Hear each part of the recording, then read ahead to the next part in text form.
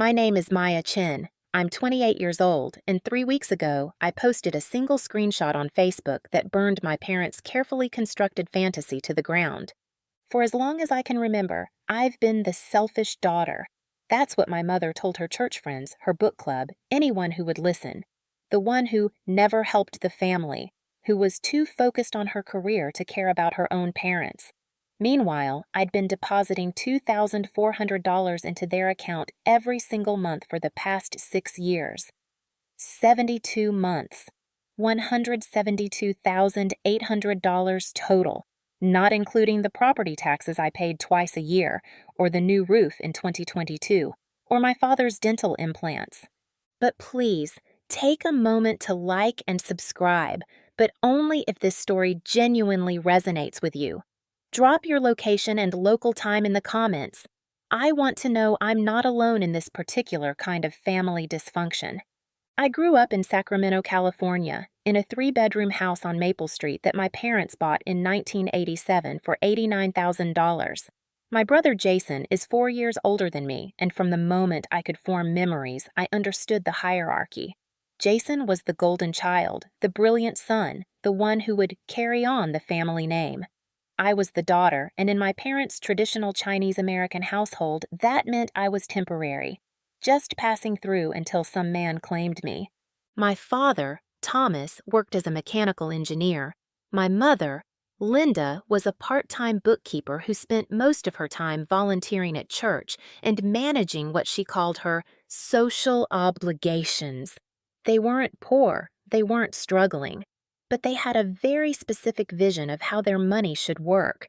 Jason's future was an investment. Mine was an expense to be minimized.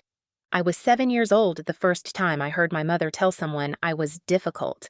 We were at a church potluck, and Mrs. Wu had asked why I wasn't in the youth choir like Jason. "Maya's too independent," my mother said, picking at her spring roll. "She doesn't like to participate in family activities." I was 7. I'd asked to take art classes instead of choir. Apparently, that made me a social pariah in training. By the time I was 10, the pattern was clear. Jason got piano lessons, $150 per month, basketball camp, $800 per summer, and a private tutor for math, $60 per hour, twice weekly. I got library books and told to be resourceful. When Jason wanted a new computer for high school, my parents bought him a custom-built desktop for $2,400. When I needed a laptop for school, my mother handed me $300 and said, "Make it work." My grandmother, my nai-nai, my father's mother, was the only one who saw it. She lived with us for 3 years before she passed when I was 15, and she used to corner me in the kitchen while I did dishes. "Maya," she'd whisper in Mandarin, "don't let them make you small. You are not less. Remember that." She'd slip me $20 bills and tell me to save them.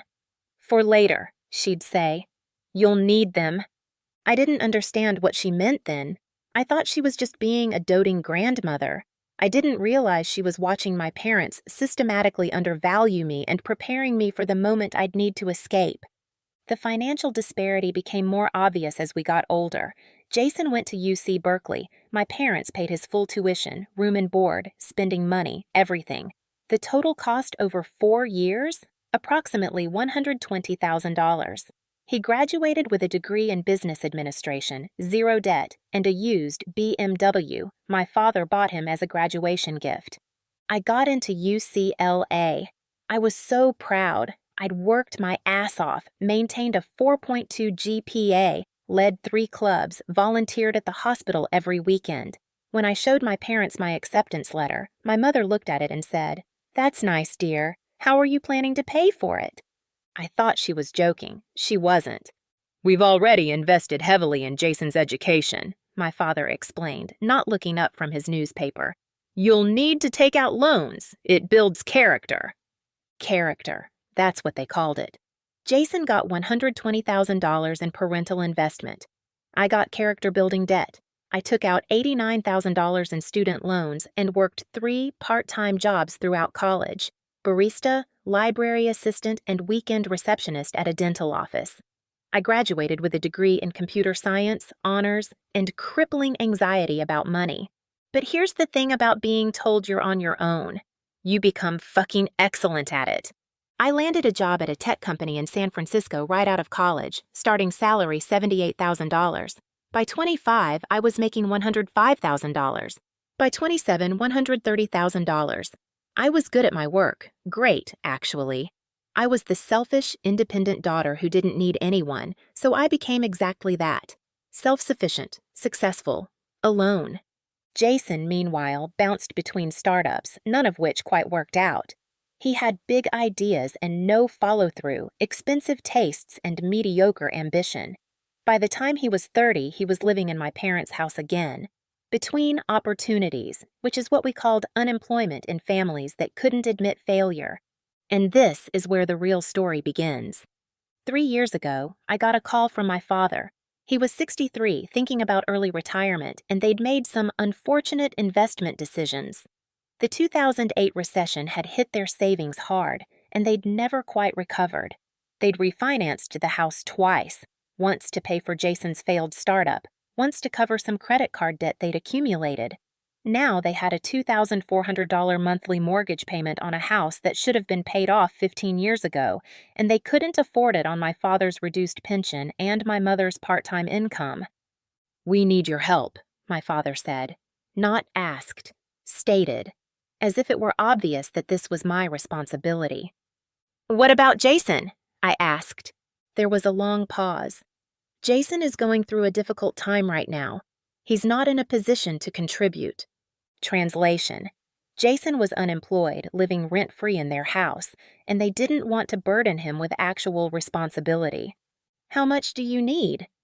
"The mortgage is $2,400 a month. We were hoping you could cover it for a while, just until we get back on our feet." A while. 3 years later, I'm still paying it. Every single month, I transfer $2,400 from my account to theirs. I've also paid $7,800 in property taxes annually, $15,000 for a new roof when theirs started leaking, $8,500 for my father's dental implants, and countless smaller expenses, HOA fees, repair bills, my mother's medical copays, and here's what I got in return. I was the selfish daughter who never helped the family, because I lived in San Francisco in a tiny studio apartment, because I didn't visit every weekend, because I didn't drop everything when my mother called with some minor emergency, because I had boundaries. Apparently I had no heart. My mother's Facebook posts were a masterclass in passive-aggressive martyrdom.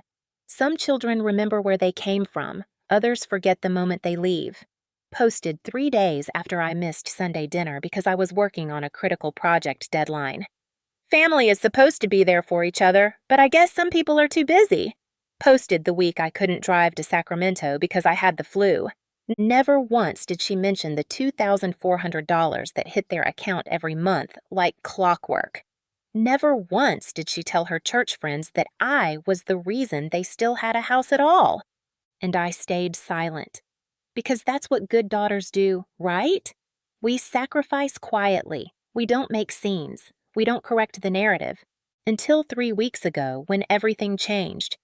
Let me paint you a picture of what family looked like in the Chin household, because the mortgage was just the most expensive example of a pattern that had been running my entire life. Birthdays. Jason's 30th birthday. My parents threw him a party at a nice restaurant, invited 40 people, open bar, catered Chinese food from the expensive place in downtown Sacramento. I saw the Venmo request my mother sent to family members afterward to help offset costs. Total spent around $3,500. My 25th birthday, the same year I started paying their mortgage. My mother texted me, "Happy birthday, sweetie," at 11:47 p.m. No call, no card, no acknowledgement that I'd just paid their bills for another month. When Jason turned 28 and was between jobs, my parents bought him a new MacBook Pro because his old laptop was hindering his job search. Cost $2,400, the same amount as their monthly mortgage, the same mortgage I was paying. When my laptop died 2 months later and I mentioned I was saving up for a replacement, my mother said, "You make good money, Maya. I'm sure you can afford it." I could afford it. That wasn't the point. Christmas was always revealing. Last year, Jason got a Tag Heuer watch, $3,200. I looked it up.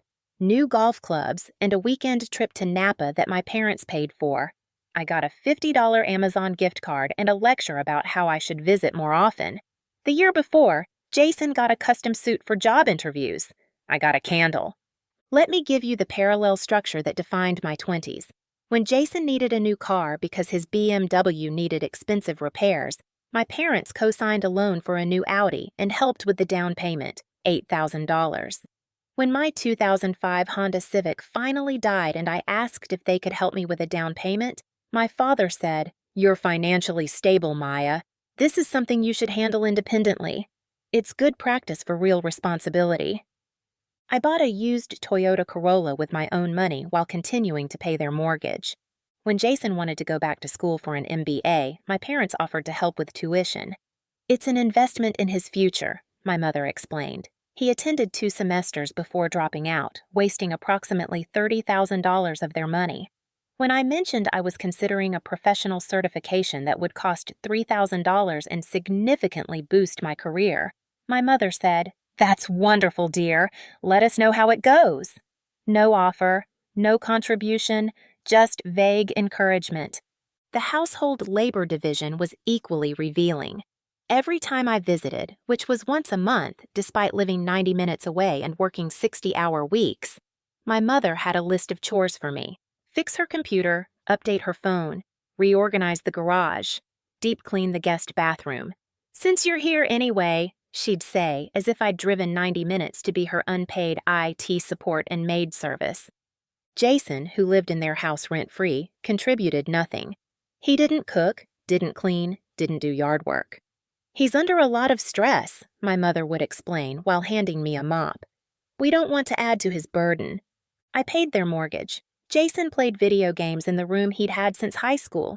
Guess who was overburdened? Family events were a special kind of torture. My cousin's wedding, my parents spent $800 on a gift for the couple and made a big show of their generosity. They gave the gift from the Chin family. I'd contributed $200 when my mother texted asking for help with it. My name wasn't on the card. When my uncle had a health scare and needed help with medical bills, my parents organized a family fundraiser.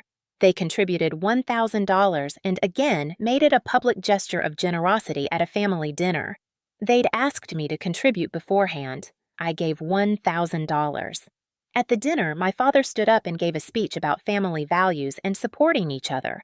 "Linda and I believe in taking care of our own," he said. My contribution was never mentioned. The favoritism wasn't even subtle.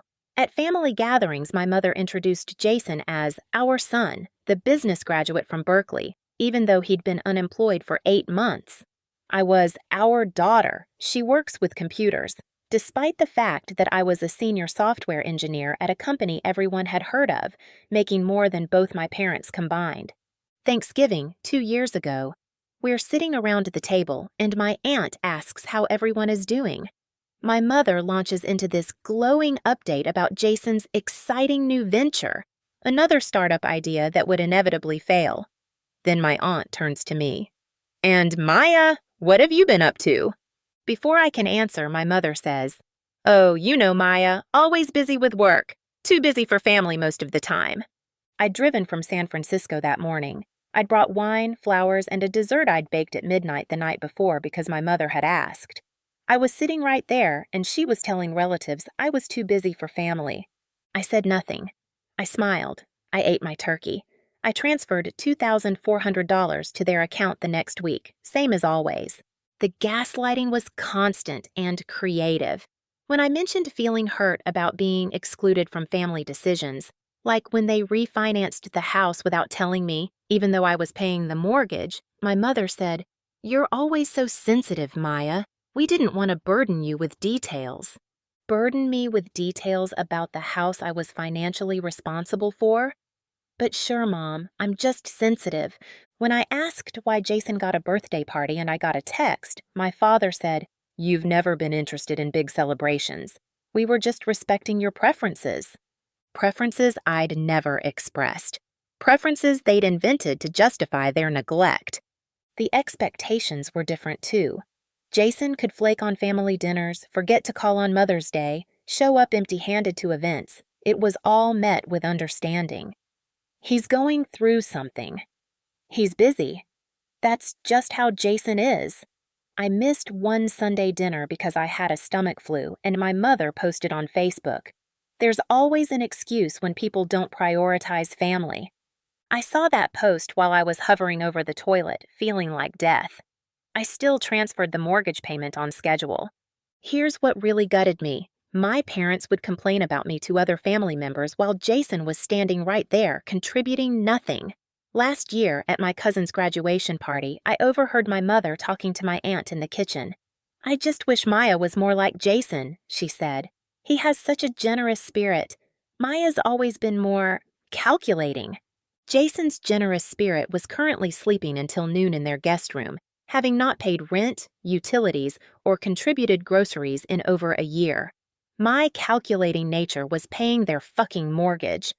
But the absolute worst, the thing that still makes my hands shake when I think about it, was my 27th birthday.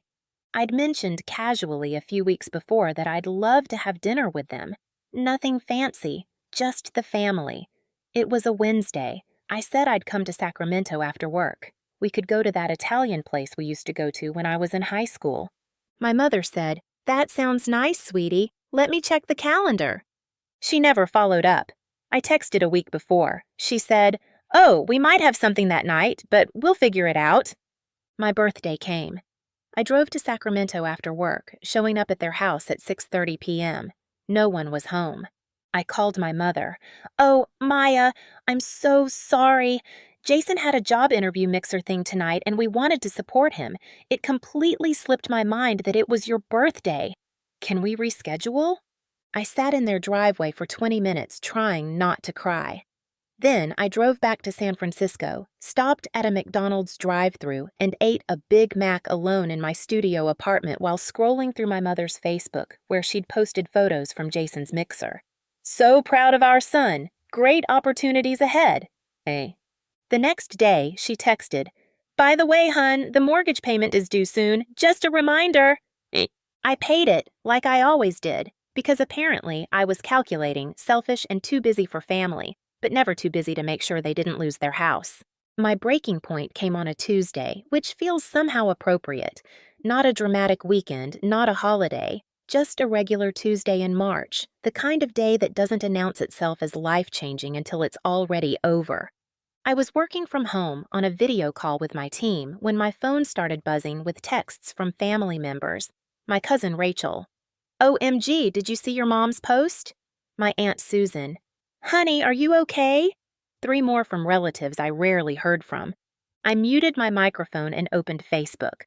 My mother had posted a long, heartfelt message about the struggles of aging and the importance of family. The post itself was fine, a little performative, but that was her brand. The comments, though, that's where the knife went in. Mrs. Peterson from church. "Linda, you and Thomas are such wonderful parents. It's a shame when children don't appreciate what you've sacrificed for them."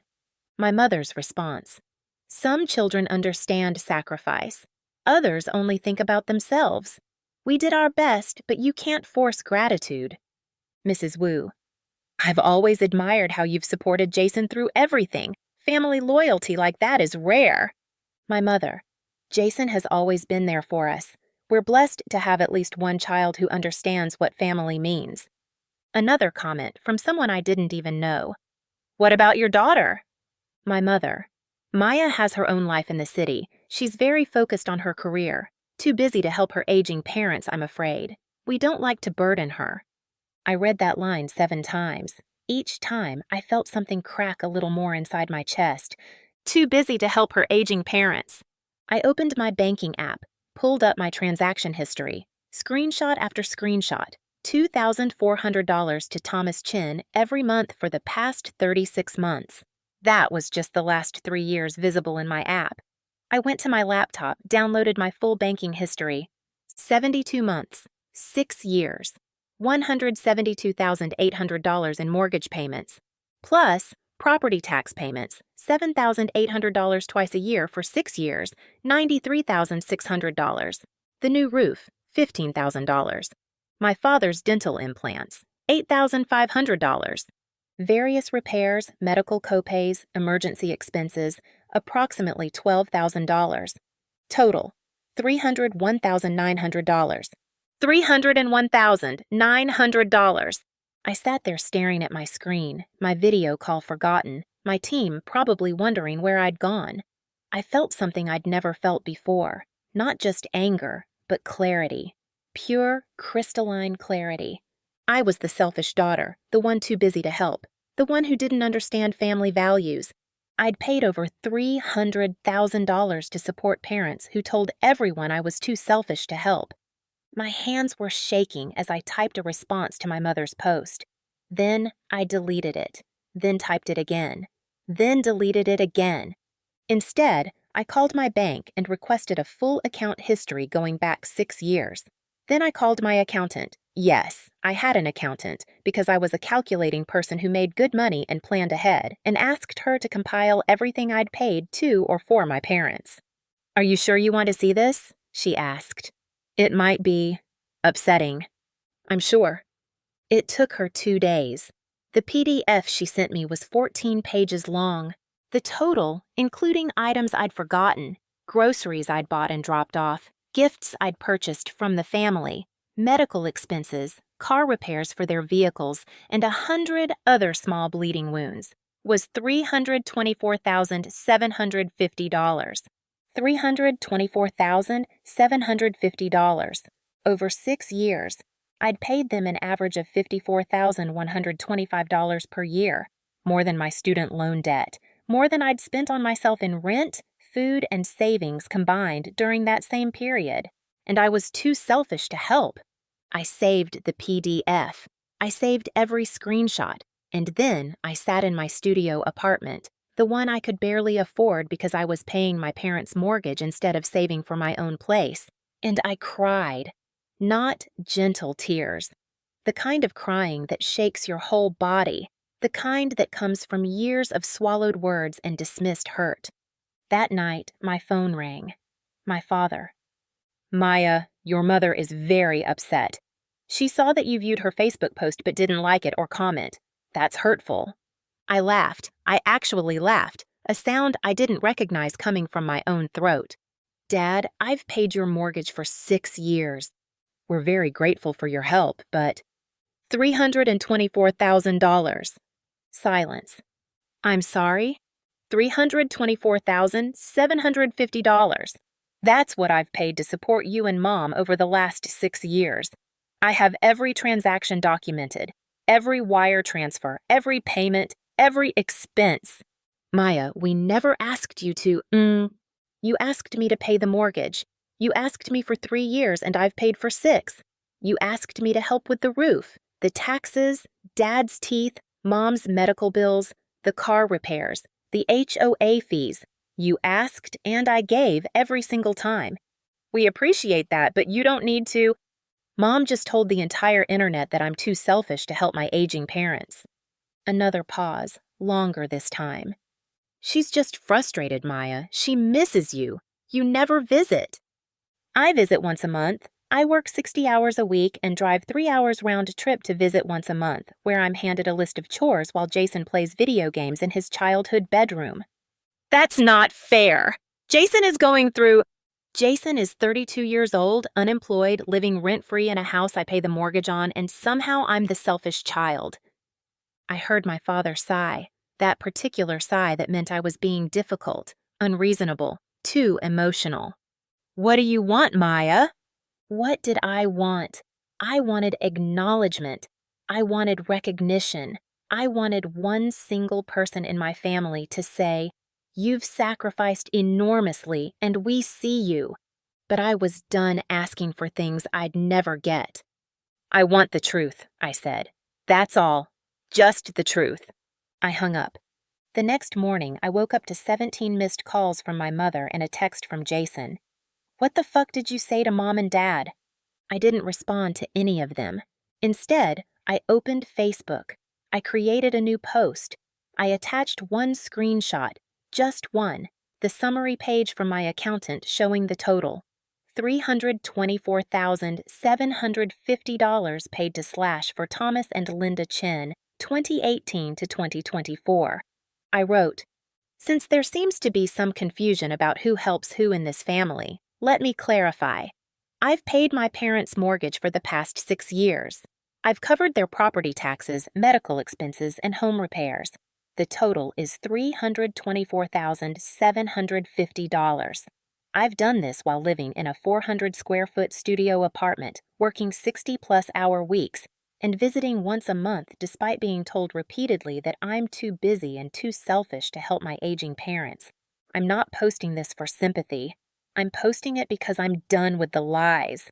I'm done being the scapegoat for a family that mistakes my boundaries for betrayal and my success for abandonment. To everyone who's commented on my mother's posts about what a disappointment I am, you're right. I'm a huge disappointment. I should have set boundaries 6 years ago." I hit post, and then I turned off my phone. I turned my phone back on 6 hours later. I had 247 notifications. The Facebook post had exploded. Shares, comments, reactions. People I hadn't spoken to in years were suddenly in my inbox. But more than that, the truth had spread through my extended family like wildfire through dry grass. My Aunt Susan called. "Maya, sweetheart, I had no idea. Your mother has been telling everyone for years that you never helped them." My cousin Rachel texted, "Holy shit! Everyone at church thinks you're this ungrateful daughter and you've been paying their mortgage?" Mrs. Peterson from church, the same woman who'd commented about how wonderful my parents were, sent me a private message. "I owe you an apology. I had no idea. Your mother painted a very different picture." But the message that broke me came from Mrs. Wu. "Your grandmother would be so proud of you for standing up for yourself. She used to tell me she worried about how your parents treated you. I wish I'd listened to her more carefully." My grandmother. I'd forgotten about the little things she used to say, the $20 bills. "Save them for later. You'll need them." She'd seen it, she'd known, and she'd tried to protect me the only way she could. I had 43 missed calls from my parents and 12 from Jason. The voicemails were a journey through the 5 stages of grief. Denial. "Maya, take down that post immediately. You're embarrassing the family." Anger. "How dare you air our private business on social media? Have you lost your mind?" Bargaining. "Please, honey, just delete the post and we can talk about this like adults." Depression. "Your father and I are devastated. How could you do this to us?" And hovering somewhere near acceptance. "We need to talk. This has gotten out of hand." I deleted none of them. I responded to none of them. Instead, I drafted an email. Subject: moving forward. Body: Mom, Dad, and Jason, I've received your calls and messages. Here's what happens next. I will no longer be paying your mortgage, property taxes, or any other expenses. My final payment was March 1st. You have until the end of the month to make alternative arrangements. I will not be attending family functions for the foreseeable future. I need space to process 30 years of being treated as less than while being expected to give more. I will not be taking down the Facebook post. The truth is the truth, even when it's uncomfortable. Do not contact me unless it's an actual emergency. I will respond to emails only. Phone calls and texts will be ignored. This is not negotiable. Maya. I sent it at 9:47 p.m. on a Wednesday and immediately felt lighter than I had in years.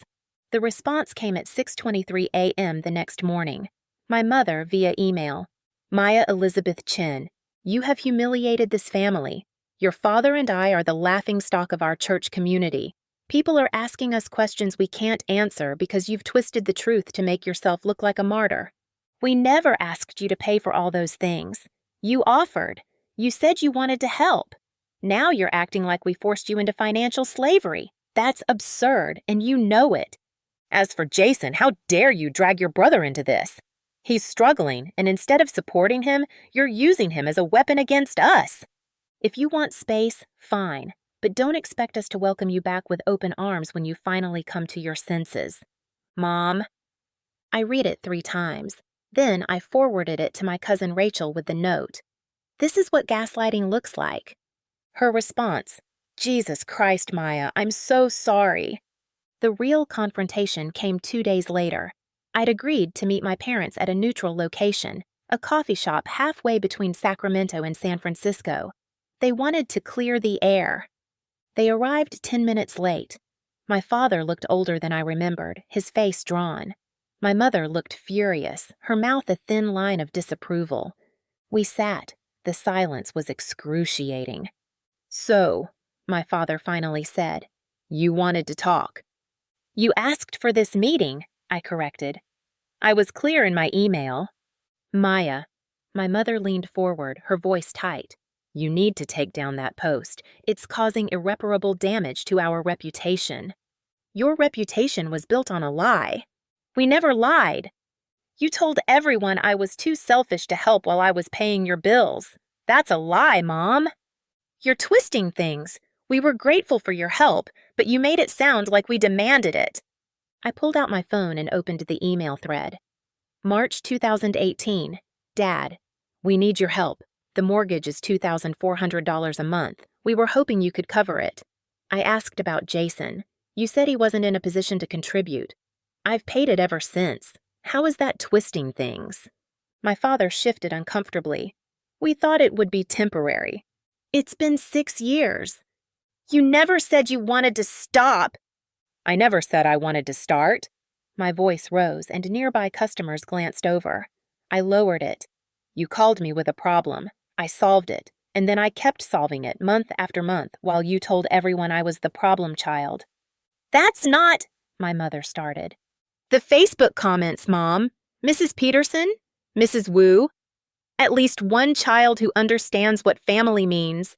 You said that about Jason while I was literally paying your mortgage. My mother's face flushed. You're taking things out of context. What's the context where it's okay to call your daughter selfish while she's supporting you financially? Silence. My father tried a different approach. What do you want from us, Maya? I want you to tell the truth. Post on Facebook that I've been helping you financially for 6 years. Acknowledge what I've done. That's it. Absolutely not, my mother said immediately. That's private family business. It stopped being private when you made it public by calling me selfish. I never said you were selfish. I pulled up her Facebook posts on my phone, read them out loud one by one. The comments, her responses, all of it. My mother's hands were shaking. You're doing this to punish us. I'm doing this to protect myself. There's a difference. And what about us? My father asked. We can't afford the mortgage without your help. That's not my problem anymore. You refinanced twice. Once for Jason's failed startup, once for credit card debt. Those were your choices. You could sell the house. You could downsize. You could ask Jason to contribute since he lives there rent-free. Jason doesn't have the income you do. Jason doesn't have any income, and whose fault is that? You've enabled him for 32 years. You paid for everything, expected nothing, and now he's completely incapable of basic adulting. That's cruel, Maya. It's true. And the cruelty was making me pay for a house where he lives for free while you told everyone I was the selfish one. My mother stood up. We're done here. When you're ready to apologize for humiliating us, you know where to find us. I'm not apologizing for telling the truth. Then don't expect us to be there when you need us, she said. I almost laughed. Mom, you haven't been there for me since I was 7 years old. I stopped expecting it a long time ago. They left. I sat there with my coffee, cold now, and realized I felt nothing. No guilt, no sadness, just relief. The fallout was immediate and extensive. Within a week, my parents tried to refinance again. They couldn't. Their credit was shot, and without my income to reference, no bank would touch them. They put the house on the market. It sold in 3 weeks for $640,000. After paying off the mortgage and the realtor fees, they netted about $180,000. They bought a small condo in a cheaper area. 2 bedrooms. Jason had to get his own place, a studio apartment in a not great part of town, funded by whatever money my parents gave him from the house sale. My mother's church friends started asking questions, Some stopped talking to her entirely. Mrs. Wu sent me a Facebook message. Your grandmother told me years ago to watch out for you. I'm sorry I didn't do more. Jason texted me once. Thanks for ruining everything. I blocked him. My father sent an email 3 weeks after our coffee shop meeting. Maya, your mother and I have had to make significant changes to our living situation. We've sold the house and moved to a smaller place. Jason has had to find his own apartment, which has been difficult for him. I want you to know that this has been incredibly hard on our family. Your mother is devastated by how people at church are treating her. Several friendships have been damaged beyond repair. I'm not writing to ask you to help again. I'm writing to ask if you understand the consequences of what you've done. Dad. I responded, Dad, yes, I understand the consequences. You're experiencing accountability for the first time in 6 years. That's uncomfortable, but it's not my responsibility to protect you from it. The consequences of my actions are, I have money in my savings account for the first time in years. I'm putting a down payment on a 1-bedroom apartment next month. I sleep through the night without anxiety about your next request. I hope you and Mom are able to rebuild, but you'll do it without lying about me anymore? Maya. I never heard back. It's been 9 months since I made that Facebook post, long enough for the dust to settle, for the initial chaos to fade into a new normal that looks nothing like the old one. I'm sitting in my new apartment right now, a 1-bedroom in Oakland, 750 square feet, with a balcony that gets afternoon sun and a kitchen where I can actually turn around without hitting something. I bought a real couch, a dining table, plants that I haven't killed yet. The rent is $2,200 a month, which feels like a luxury after years in that 400-square-foot studio. But here's the thing, I can afford it now, because I'm not paying anyone else's mortgage. My savings account has $43,000 in it. $43,000. I stare at it sometimes, still not quite believing it's real. That's what happens when you stop bleeding money to people who won't even acknowledge the transfusion. Let me tell you where everyone is now, because I know that's what you want to know. The Where Are They Now segment of this particular drama. My parents are living in a 900-square-foot condo in Citrus Heights, about 30 minutes from their old neighborhood. It's fine. Not fancy, not terrible, just fine. My father took a part-time consulting job to supplement his pension. My mother had to quit most of her volunteer positions because she no longer has the time or the social currency she once had. Several of her church friends stopped inviting her to things. Turns out, people don't love being lied to about who the good child is. They're managing. They're paying their own bills. They're learning to live within their means, which is a skill they should have developed 40 years ago, but apparently needed to be forced into. Jason.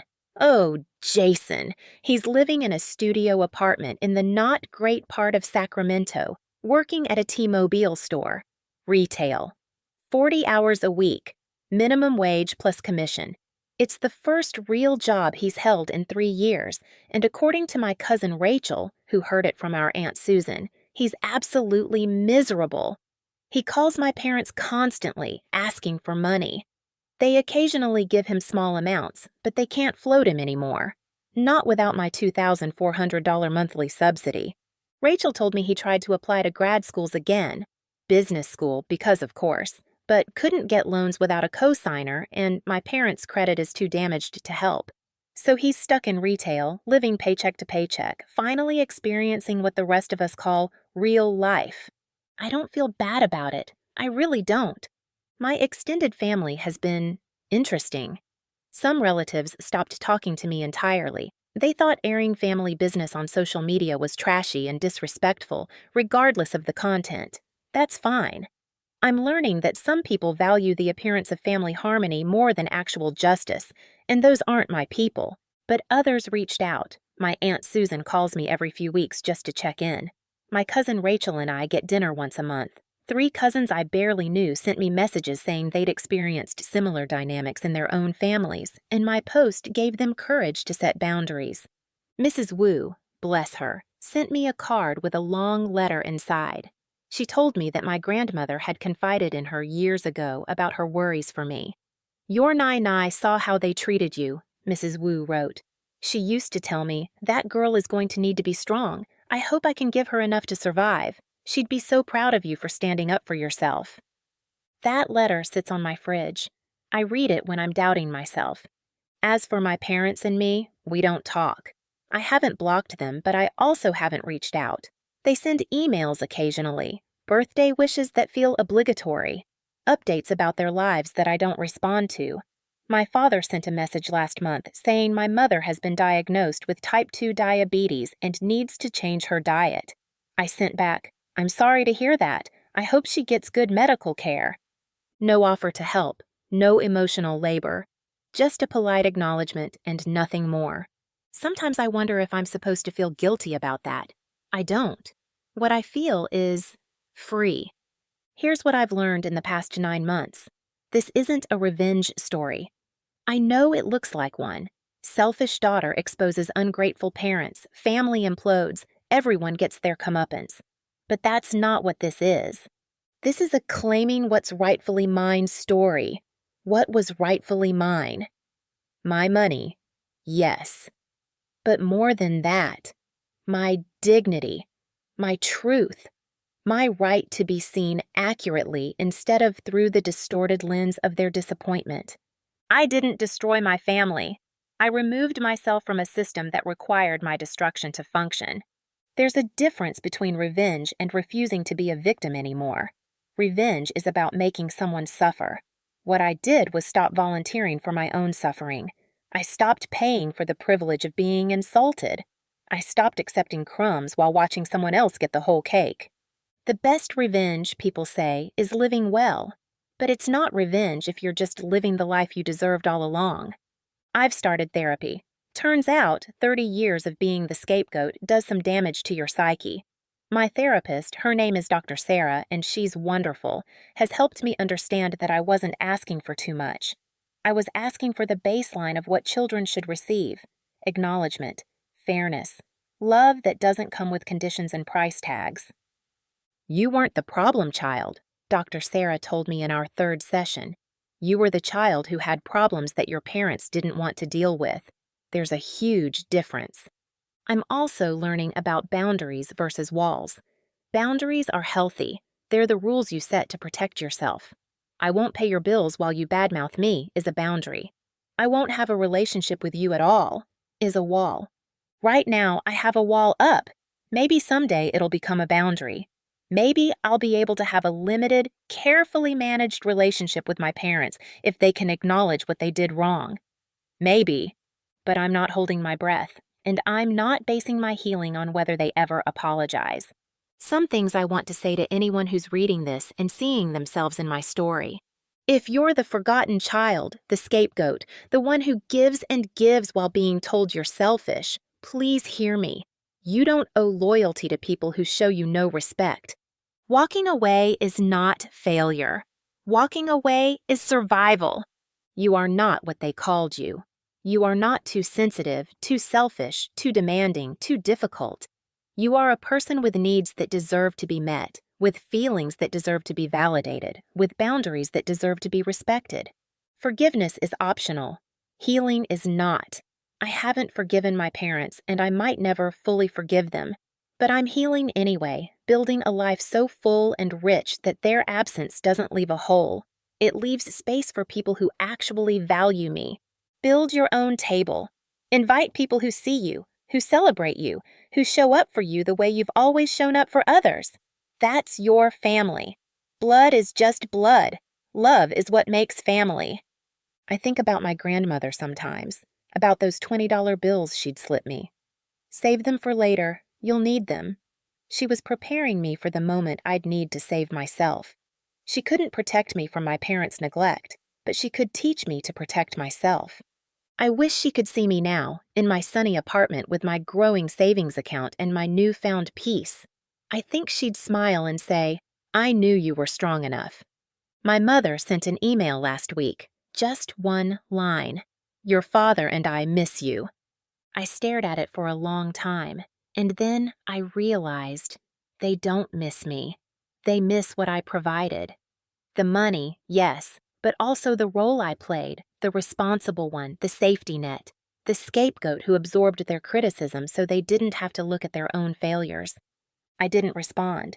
Instead, I called my cousin Rachel and asked if she wanted to come see my new place. She brought wine.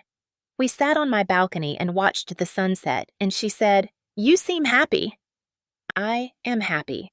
For the first time in longer than I can remember, I'm genuinely, peacefully happy. There's a pile of unopened letters from my parents on my kitchen counter. Birthday cards, probably. Maybe apologies, though I doubt it. I'll open them eventually. Or I won't. That's the beautiful thing about boundaries. I get to decide. This morning, I woke up in my own apartment, made coffee in my own kitchen, and sat on my own couch in the sunshine. I didn't check my bank account to see if I could afford my own life while paying for someone else's. I didn't brace myself for a phone call asking for money or help or emotional labor. I just existed, peacefully, on my own terms. That's not revenge. That's victory. To everyone reading this who's been the forgotten child, the scapegoat, the one who gave everything and got nothing in return, your table is waiting. The one you build yourself, with people who actually see you, value you, choose you. Walk away from the table where you're not fed. Build your own. Invite people who bring nourishment instead of demanding it. You're not selfish for claiming what's yours. You're not cruel for setting boundaries. You're not ungrateful for expecting basic respect. You're just finally choosing yourself. And that's the best kind of justice. Have you been the forgotten child? The one who gave everything while being called selfish? Drop your story in the comments. Let's build our own table together.